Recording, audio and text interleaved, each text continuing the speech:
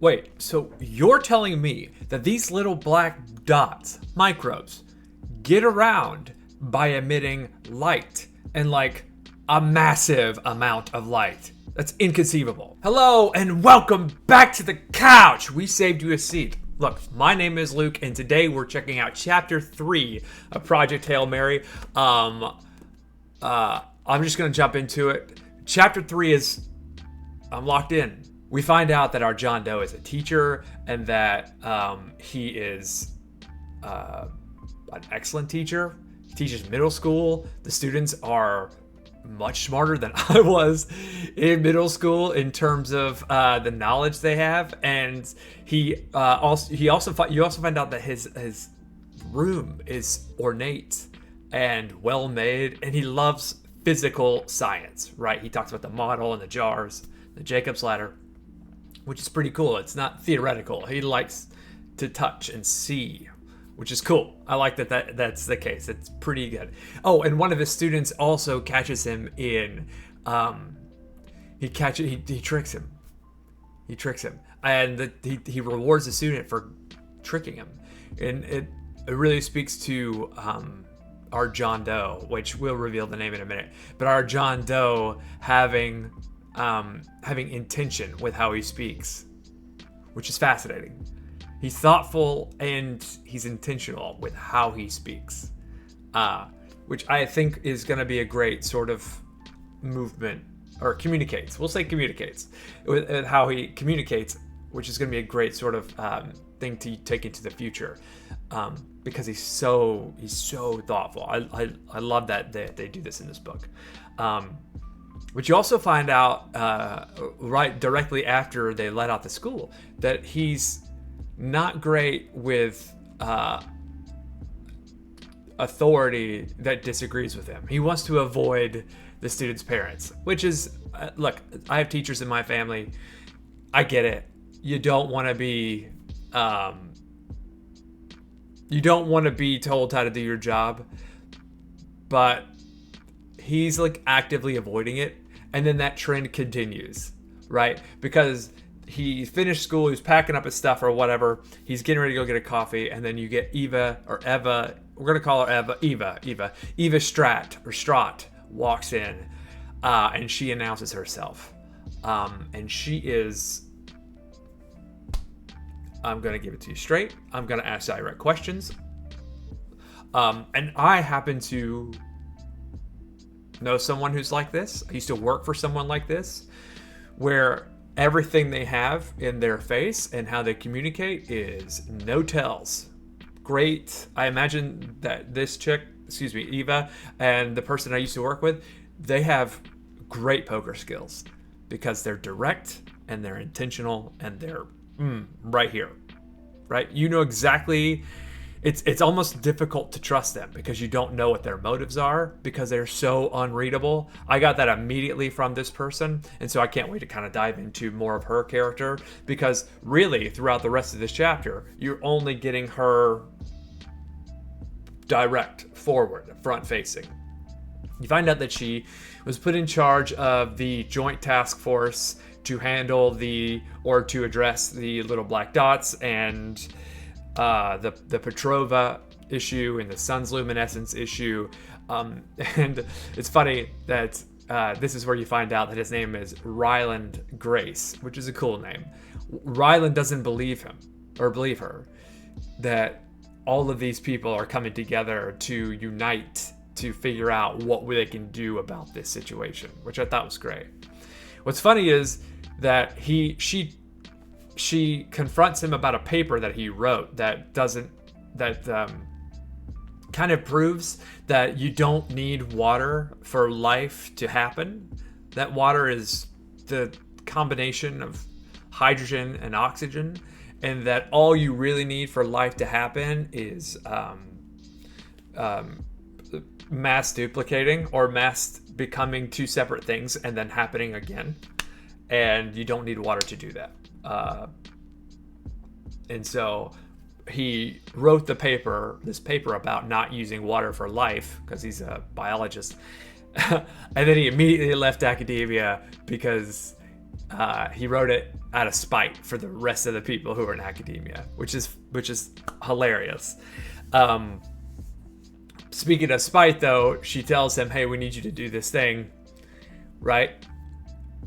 And he's like, "Nah, I'm gonna go home." And she's like, "It's not voluntary." And he's like, "It sounds voluntary." And then there's FBI agents waiting for him at his house, and it becomes not voluntary. And so then Ryland is taken to a lab that's decked out, he says, and Eva confirms that the little black dots will arrive in a few days, so he starts getting ready. We then flash forward back to the ship, and Ryland, now Eureka, knows his name, climbs to the hatch where he can get to the next room. The computer says, "What's your name?" He says, Ryland Grace. Then he says, "Dr. Ryland Grace." And then he stumbles into a room that is reminiscent, I think, of what like the inside of the Millennium Falcon looks like, with the buttons and the screens and everything. I think it's encased, obviously, because it's a space shuttle, and there's a little porthole, but it still has that kind of feel, that kind of look to it. And he notices that there's a chair, and he notices two big things. One, there's an image of a sun on a screen, of the sun on the screen, and he sees that also that there's some sort of velocity being measured in kilometers per second at over 11,000. And so he determines that if this is 11,000 kilometers per second, we'd be flying either away from the sun or toward the sun, because you only need like 8 kilometers per second to escape the sun's gravity, or to escape the Earth's gravity to get into orbit. So 11,000 is a lot. He also notices that the number for this velocity is dropping by 1 every 66 seconds, which is interesting. So he zooms in on the sun. There's a screen. He zooms in and he sees these sunspots, and he's like, okay, by this calculation, if these sunspots move at this zoom in on this screen, I'll be able to determine if I'm flying away or toward, the sun, how close I am, all that kind of stuff. And it would take about an hour to kind of determine that. So he then decides to go about the room and look around a little bit more, and he sees a crest that represents what he thinks is himself and his 2 crewmates, and he begins to weep a little, and then decides not to kind of meditate on that moment, because it's probably not a good idea for him to have a sad moment. And he kind of wipes his tears and then has another flashback. So he flashes back to the lab, and he's in a hazmat suit. He's connected to oxygen going out of the room. And then Eva is behind the glass with a bunch of other representatives from different countries, and they're watching him work. And while he and Eva are having a little bit of a conversation, he's opening the container and he's looking at the little black dots, and he spends the next 6 hours testing these little black dots.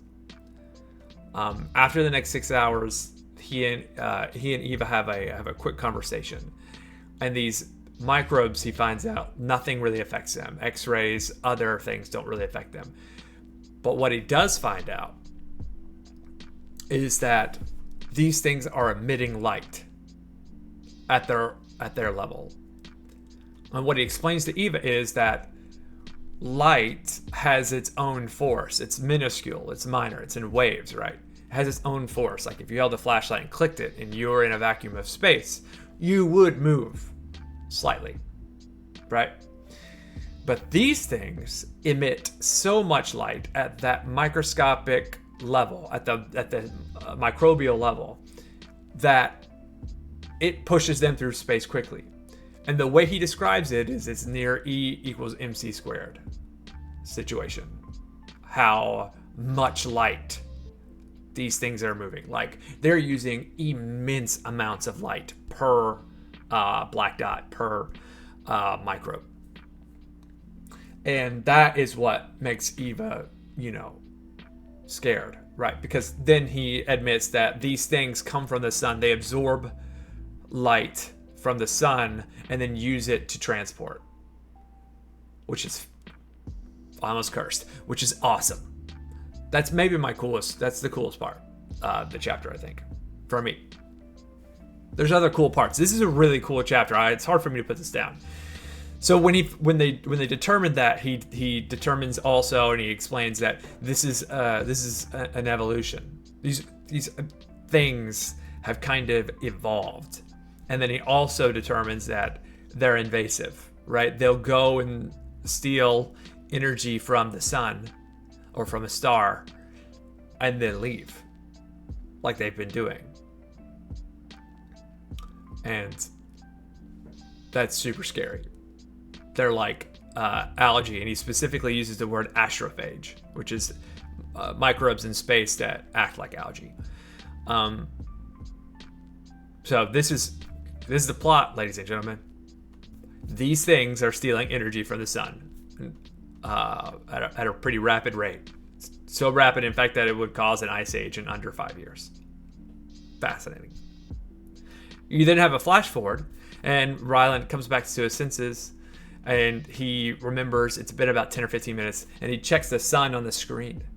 And when he starts measuring, he zooms in, he starts measuring with his tape measure or whatever. He sees that the sun, after 10 minutes, had changed so much more than he thought. Because it should have taken about 60 minutes, 66 minutes, he says, for it to change, based on his knowledge of what our current sun is. And then he realizes, oh, this isn't our sun. I'm in a different solar system. And bam, cut to black, chapter 4. It was tough. I will go ahead and predict that we're going to start seeing some very human moments from here forward. Whereas we had a couple of human moments with the crew. We've had now 2 in the first 3 chapters, pretty human, emotional moments. But the rest of the time, Ryland's kind of funny. He's a little goofy. He's a little silly. This is chapter 4 is going to be good, I think. I'm locked in to this. I can't wait to keep reading this book, to be honest with you. And I'm not a massive book reader. Good recommendation, y'all. You people who said read this book, read this. It's so good. The first 2 chapters really felt like table setting. It felt like, okay, we're in a space and this is what's happening, and here's our character, and he's thoughtful and he's smart. Now we're in the meat and potatoes. This is awesome. There's a lot that happens in this chapter. Like, more happens in this chapter, I think, from beginning to end than both chapters before it combined, which has to happen. I get it. But yeah, this isn't just like episode 2, we're going to have a filler episode to continue the lore. This is like, we took a little step, and now we're taking a big step. I'm excited about the science. I did learn a new word, Valice, V-A-L-I-C-E, which is like a container, like a briefcase. That was pretty funny. And then also, Ryland is so smart about he puts a stopwatch in his toga. He talks about the Greek philosophers having a stopwatch in their toga, which I thought was awesome. Like, what a cool moment. So yeah, pretty cool. Look, listen, I think that's it for me though. I'm excited to get to chapter 4. Look for that tomorrow. And if you like this content, please like and subscribe and share all the fun stuff. I love doing this. I love reading this stuff. We're going to try to keep going. There's 28 more chapters to go. So if it just continues to be this good, I will be happy. Super thrilled that I get to complete this thing. Tell me what you liked, favorite part, in the comments below of chapter 3. But until next time, later, taters.